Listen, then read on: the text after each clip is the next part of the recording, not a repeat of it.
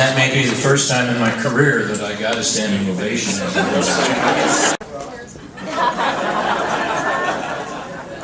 That's it. Thank you all for being here tonight for this wonderful cause, and I can see it gives you a chance to see what TAPS really does for families. It's just amazing. And we are so honored to have someone here tonight, but before I introduce her, many of you who have been involved with TAPS are familiar with Klinger. It's a book we have promoted forever, and it's a book that's dear to my heart. Mike Rosen, you know Mike, he read that story on the air, and he choked up. And then Mike Rosen, choking up? Please. Anyway, he did, and it's so touching. And our community here has bought these books, given them to children for schools, libraries, children, grandchildren. It's a wonderful book because it teaches children how to appreciate the sacrifices these people make, these families make in the military. But we are so honored today to have the author of Klinger here, who is a survivor herself. And she's going to come up here and tell you a little bit of story about Klinger. Well, I just want to say a couple things before I tell you about me or about Klinger. And the first thing is, on behalf of TAPS, I really want to thank Bo and Lynn. They created this event. It's a marvelous weekend, and it's in its 9th year. And to have that kind of support from someone year after year after year, it's just amazing. So, first of all,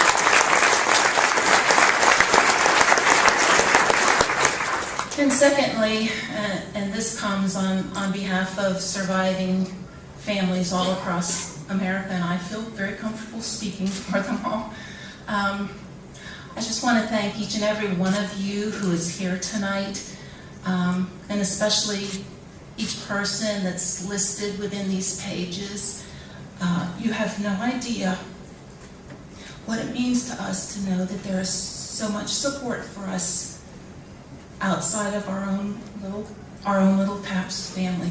It means a great deal for us to be able to look out and see those who have been willing to come and stand alongside us in our darkest hours. And I want to tell you a little bit about Randy's and my darkest hour. It happened mid-October, almost 10 years ago now, and it was 6:38 in the morning when the doorbell rang, and we opened the door to two uniformed Army officers in their Class A uniforms telling us that our son was not coming home from Iraq, that he'd been killed.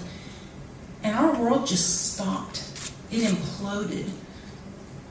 And we didn't know for weeks, well, months, well, years, we didn't know what to do.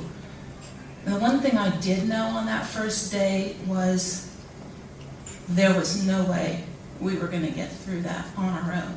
It just wasn't going to happen. So over the years, flash forward a few years, Randy and I were able to find some kind of footing in this world again, and we found that we were able to turn around and help those who were not quite as far along that path.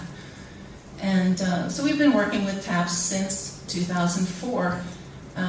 In fact, I am employed by TAPS now. I do the magazine and some of their other writing. But in 2009, Bonnie came to me and said, "Betsy, will you write a children's book about this horse and our TAPS children?" And Bonnie being Bonnie, I said, "Well, yes. And you will meet Bonnie tomorrow. You will see what I mean."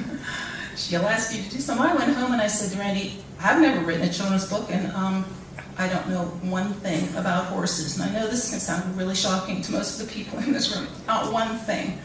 So Randy and I loaded up the car. We went up to DC and we went to interview Klinger and his handlers, and we spent a lot of time up there in the barns and the stables. They're open to the public. Everybody can go.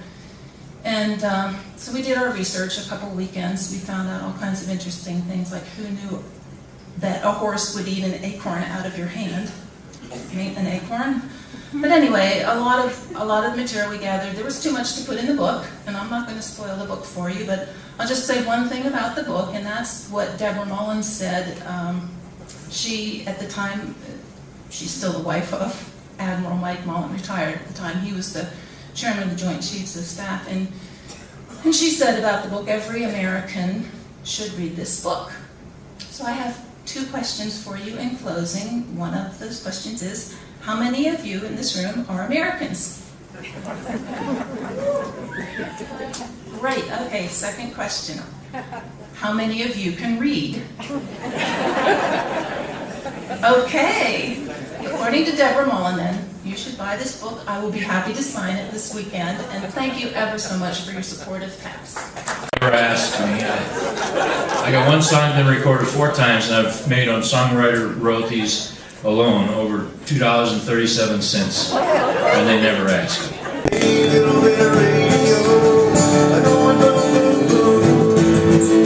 Little bit of sugar, little bit of spice, little bit of nasty, little bit of nice, little bit of highway smoke to me, little bit of life. I breathe in, I breathe out, this sleeping all night with the windows down, go in the morning, stir around, drink one coffee and I head on down, work, work, work. All day long, crank it up, back it up, bring it on home. Supper on the table, it ain't being right. Still on the porch by the velvet light. A little bit of me and you, moving alright. A little bit of light.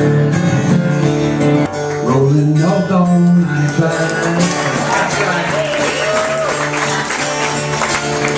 With a redhead riding shotgun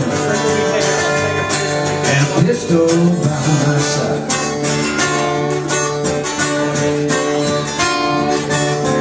Tearing down that highway like a modern day